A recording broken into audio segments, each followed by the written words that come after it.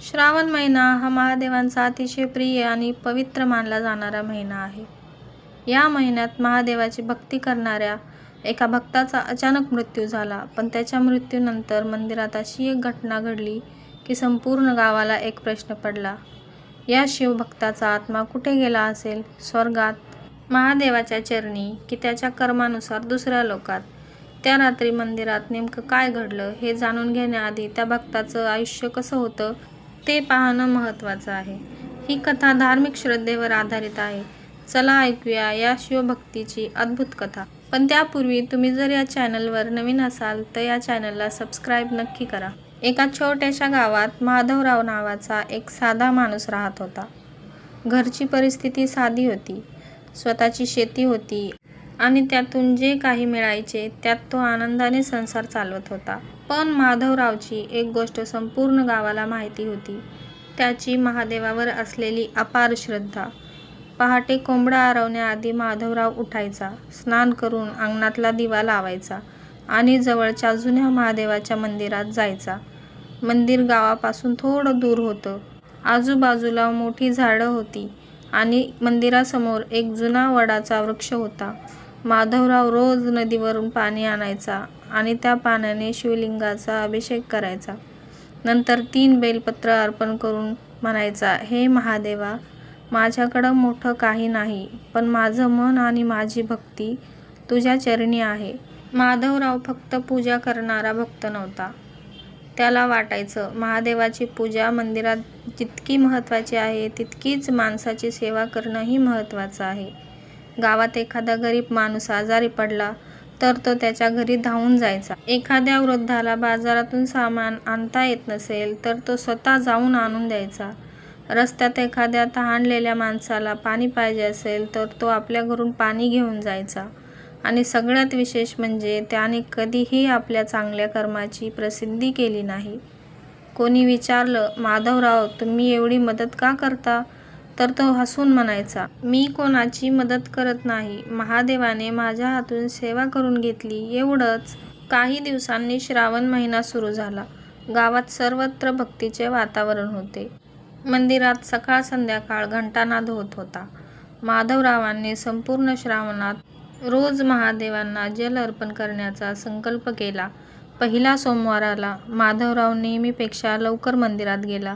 शिवलिंगावर पाणी अर्पण करून त्याने बेलपत्र वाहिले, डोळे मिटले आणि म्हणाला, महादेव, माझ्या आयुष्यात किती दिवस आहेत हे मला माहीत नाही, पण जोपर्यंत श्वास आहे तोपर्यंत तुमचं नाव माझ्या मुखात राहू दे. पुजारी त्याच्याकडे पाहत होता. त्याला माधवरावाच्या चेहऱ्यावर एक वेगळंच समाधान दिसत होतं. काही दिवसांनी श्रावणातील आणखीन एक सोमवार उजाडला.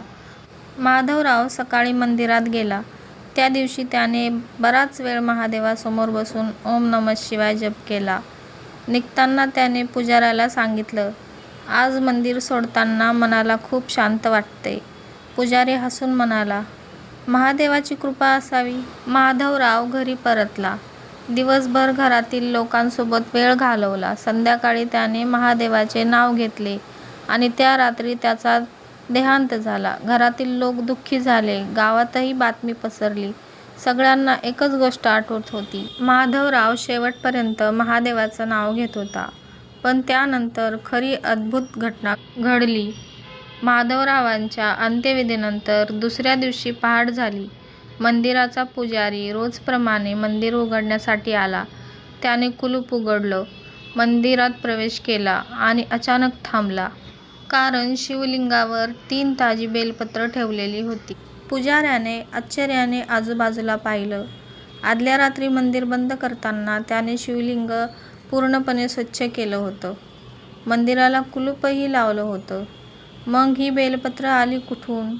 पुजारी काही बोलणार इतक्यातच मंदिराची घंटा अचानक वाजली. पुजारी जागेवर उभा राहिला. मंदिरात त्याच्याशिवाय कोणीच नव्हतं. त्याने हळूच हात जोडले आणि म्हणाला, हर हर महादेव. तेव्हाच एक मंद सुगंध दरवळला. पुजाऱ्याने शिवलिंगाकडे पाहिलं आणि त्याला माधवरावाची शेवटची प्रार्थना आठवली, जोपर्यंत श्वास आहे तोपर्यंत तुमचं नाव माझ्या मुखात राहू दे. ही घटना गावात पसरली. लोक आपापल्या श्रद्धेनुसार वेगवेगळ्या गोष्टी सांगू लागले. पण मंदिरातील पुजारी मात्र म्हणाला, आपण हा महादेवाचा चमत्कार आणि कृपा मानू, पण महादेवरावांचा आत्मा नेमका कुठे गेला हे आपण निश्चितपणे सांगू शकत नाही. श्रावणात मृत्यू झाला म्हणून प्रत्येक जीवाला स्वर्गच मिळतो असा नियम सांगता येत नाही. पण माधवरावांनी आयुष्यभर जे कर्म केले, त्यांची भक्ती, त्यांची सेवा आणि शेवटपर्यंत घेतलेलं महादेवाचं नाव हेच त्यांच्या जीवनातील खरं धन होतं. म्हणून श्रावणात मृत्यूची भीती ठेवण्यापेक्षा श्रावणात जीवन कसं जगायचं हे शिकायला हवं. महादेवाला फक्त बेलपत्र अर्पण करू नका. एखाद्या गरजूला मदत करा, भुकेलेला अन्न द्या, वृद्धाचा आदर करा, कोणाचा अपमान करू नका, मन दुखावू नका आणि शक्य तितकं महादेवाचं नामस्मरण करा.